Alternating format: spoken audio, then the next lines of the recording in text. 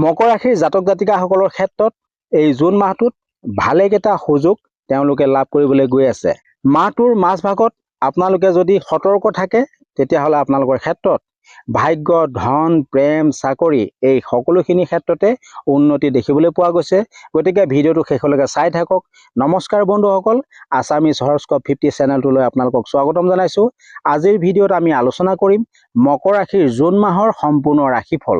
যদি আপুনি মকৰ ৰাশিৰ জাতক বা জাতিকা বা আপোনাৰ পৰিয়ালত কোনো সদস্য যদি মকৰ ৰাশিৰ আছে, তেনেহ'লে আজিৰ তথ্যসমূহ তেওঁলোকৰ ক্ষেত্ৰত যথেষ্ট উপযোগী হ'ব পাৰে। ভিডিঅ'টো আৰম্ভ কৰাৰ আগতেই চেনেলটো আপোনালোকে ছাবস্ক্ৰাইব কৰি ল'ব, বেল আইকনটো টিপি ৰাখিবলৈ নাপাহৰিব। এনেধৰণৰ ৰাশিফল আৰু জ্যোতিষ সম্পৰ্কীয় ভিডিঅ'সমূহ আপোনালোকে সৰ্বপ্ৰথমে পাই থাকিব, লগতে আপোনালোকে সঠিক পৰামৰ্শ পাবলৈ সক্ষম হ'ব। জুন মাহ মকৰ ৰাশিৰ বাবে পৰিশ্ৰম, ধৈৰ্য আৰু আত্মবিশ্বাসৰ মাহ হিচাপে দেখিবলৈ পোৱা গৈছে, যাৰ ফলত তেওঁলোকে এই সুযোগসমূহ পাবলৈ সক্ষম হ'ব।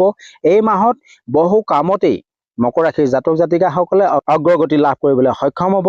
আপোনালোকে এই মাহটোত অনুভৱ কৰিব পাৰিব যে আপোনালোকৰ কৰ্মৰ বা উন্নতিৰ ক্ষেত্ৰত পাৰ্থক্য দেখিবলৈ পাব। অন্য মাহকেইটাৰ তুলনাত এই মাহটোত যথেষ্ট উন্নতি দেখিবলৈ পাব। লগতে মাহটোৰ শেষত আপোনালোকৰ ক্ষেত্ৰত ভাগ্য সলনি হ'বলৈ গৈ আছে, কাৰণ শনিৰ প্ৰভাৱৰ ফলত আপোনালোকৰ দায়িত্ব বাঢ়িব, যিখিনি দায়িত্বৰ ভেটিৰ দ্বাৰা আপোনালোকৰ জীৱনৰ উন্নতি পথ ওলাই আহিব বুলি আপোনালোকে আশা কৰিব পাৰে। চাকৰিয়ালসকলৰ ক্ষেত্ৰত এই জুন মাহটো যথেষ্ট গুৰুত্বপূৰ্ণ। যিসকল লোকে বহুদিন ধৰি পদোন্নতি বা নতুন সুযোগৰ অপেক্ষাত আছে, তেওঁলোকৰ বাবে ভাল খবৰ আহিব। যিসকলে কামৰ মূল্যায়ন পোৱা নাছিল, তেওঁলোকে তেওঁলোকৰ মূল্যায়ন বৃদ্ধি পাব বুলি পঞ্জিকাত উল্লেখ কৰিছে। ঊৰ্ধ্বতম বিষয়াসকলৰ দ্বাৰা আপোনালোকে তেওঁলোকক আকৰ্ষিত কৰিব পাৰিব। কিছুমান প্ৰজেক্ট আপোনালোকৰ হাতত তেওঁলোকে আগবঢ়াব, যিসমূহ প্ৰজেক্টৰ দ্বাৰা আপোনালোকে অফিচিয়েল দিশত আগবাঢ়ি যাব পাৰিব। আপোনালোকে নিজৰ চিনাকি দাঙি ধৰিব পাৰিব। ইয়াৰ লগে লগে আপোনালোকৰ সহকৰ্মীসকলে আপোনাৰ প্ৰতি ঈৰ্ষা জাগিব পাৰে। গতিকে এই ক্ষেত্ৰত সতৰ্ক হ'ব লাগিব। নিজৰ পৰিকল্পনাসমূহ তেওঁলোকৰ আগত প্ৰকাশ নকৰিব। যিসকলে চাকৰি বিচাৰি আছে, তেওঁলোকৰ বাবে মাহটোৰ দ্বিতীয় সপ্তাহৰ পৰাই শুভ দিন আৰম্ভ হৈ গৈছে। তেওঁলোকে সাক্ষাৎকাৰৰ ক্ষেত্ৰতে হওক, নতুন চাকৰি লাভৰ ক্ষেত্ৰতে হওক, তেওঁলোকে আগবাঢ়িব পাৰে। তেওঁলোকৰ শুভ সময় দ্বিতীয় সপ্তাহৰ পৰাই আৰম্ভ হৈ আছে। ধনৰ ক্ষেত্ৰত জুন মাহত আপোনালোকে মিশ্ৰিত ফলাফল পাবলৈ সক্ষম হ'ব। আয়ৰ উৎস আপোনালোকৰ ক্ষেত্ৰত দেখিবলৈ পোৱা যাব। আপোনালোকৰ খৰচ থাকিব যদিও আপোনালোকৰ ধন জমা হ'ব। ঘৰ, পৰিয়াল বা ব্যক্তিগত সমস্যাৰ কাৰণে আপোনালোকৰ ব্যয় হ'ব পাৰে। সেয়েহে আপোনালোকে আগতীয়াকৈ সতৰ্ক থাকিব লাগিব। যিসকলে ব্যৱসায় আৰম্ভ কৰিব বিচাৰি আছে, তেওঁলোকে এই মাহটোত ব্যৱসায় যদি আৰম্ভ কৰে, তেনেহ'লে তেওঁলোকৰ ব্যৱসায়সমূহ দীৰ্ঘস্থায়ী হ'ব আৰু লাভৰ ফল বা লাভৰ মুখ দেখিবলৈ সক্ষম হ'ব। নতুন বিনিয়োগ কৰিব বিচৰাসকলে জনা বুজা লোকৰ পৰামৰ্শ লৈ তেওঁলোকে ব্যৱসায় আৰম্ভ কৰিব পাৰে। তেওঁলোকৰ ব্যৱসায়ত যথেষ্ট লাভালাভ দেখিবলৈ পোৱা গৈছে। কিন্তু এটা কথা মনত ৰাখিব লাগিব, বন্ধু বৰ্গক ইমান বিশ্বাস নকৰিব, যাৰ ফলত আপোনালোকে লছৰ মুখামুখি হ'বলগীয়া হ'ব পাৰে। প্ৰেমৰ ক্ষেত্ৰত জুন মাহটো মকৰ ৰাশিৰ বাবে ইতিবাচক দেখিবলৈ পোৱা গৈছে।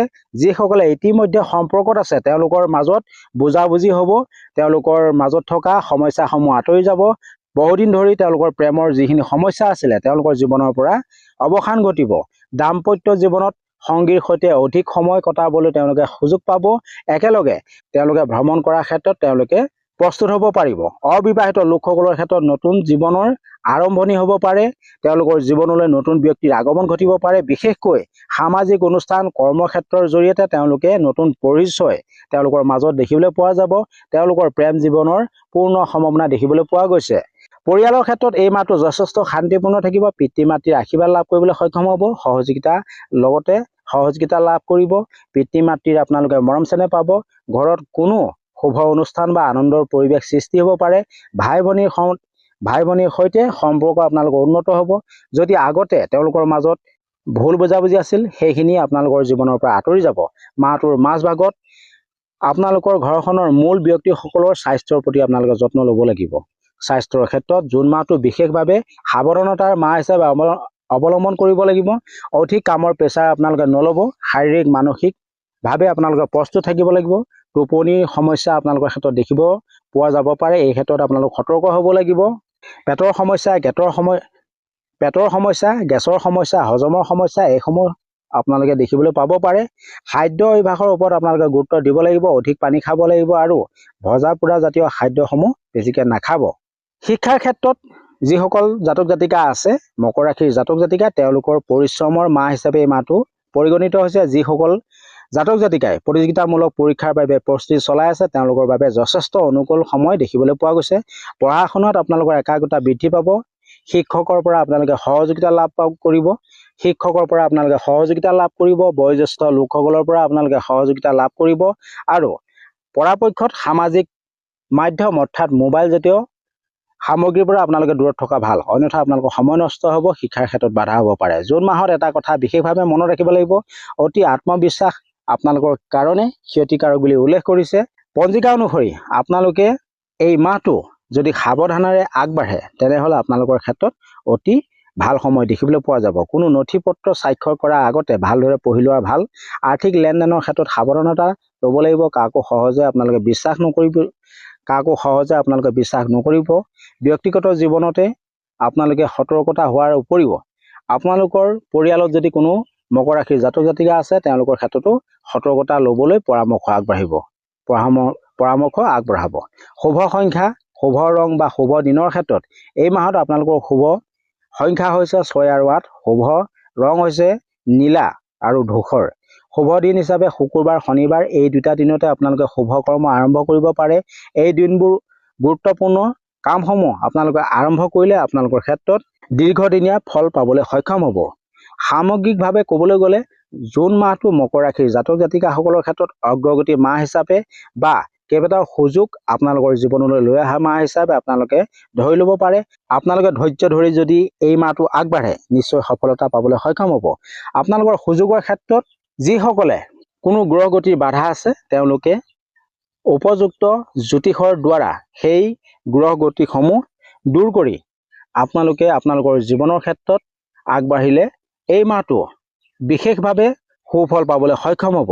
প্ৰিয় বন্ধুসকল, আপোনালোকে যদি কোনো বিশেষ কামত বা বিশেষ ব্যৱসায়ত আপোনালোকে গুৰুত্ব দিব বিচাৰি আছে, তেনেহ'লে আপোনালোকে জ্যোতিষৰ দ্বাৰা দিন, বাৰ, ৰং আদি চাই নিশ্চয় আপোনালোকে আগবাঢ়িলে সুফল পাবলৈ সক্ষম হ'ব। বিশেষকৈ মকৰ ৰাশিৰ জাতক জাতিকাসকলে এই মাহটো সুযোগৰ মাহ হিচাপে তেওঁলোকে লাভ কৰিবলৈ গৈ আছে। 2024 চনৰ এই জুন মাহটো মকৰ ৰাশিৰ জাতক জাতিকাসকলৰ ক্ষেত্ৰত এক বিশেষ মাহ হিচাপে পৰিগণিত হ'ব। সেয়েহে আপোনালোকে নিজৰ সাৱধানতা নিজে যদি লৈ আগবাঢ়ে তেনেহ'লে বিশেষ সৌভাগ্য পাবলৈ সক্ষম হ'ব।